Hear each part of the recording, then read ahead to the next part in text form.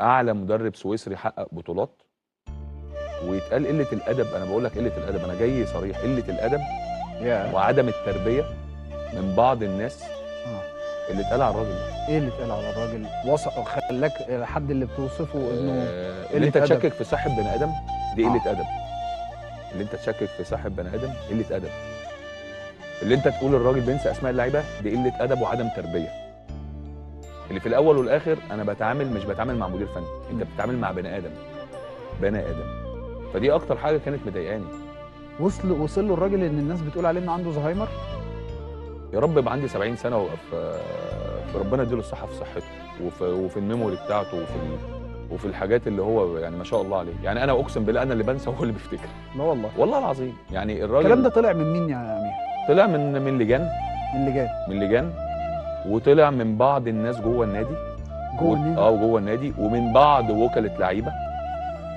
وللاسف الشديد المفروض اما انت تبقى بتمهد لحاجه او عايز تشتغل على حاجه يبقى في ذكاء. كل اللي عملوا كده دول مع احترام انا اسف في اللفظ اغبياء. ليه؟ هقول لك ليه. انت جاي تضرب نار النهارده؟ لا ما انا بقول لك ليه. اللي في وقت من الاوقات يا ابراهيم الكلام عارف انت كانه سكريبت متنظم. بدايه بزهايمر، بعد كده عدم عدم تذكر اسماء اللعيبه، بعد كده الحمله اللي اتعملت كسبان خسران او متعادل، رحيل جروس رحيل جروس رحيل جروس رحيل جروس. انت لك ان تتخيل يا ابراهيم ان انت راح تلعب ماتش. بس دول مش اغبياء، دول اذكياء جدا. الراجل فين دلوقتي؟ الراجل فين دلوقتي؟ مشي.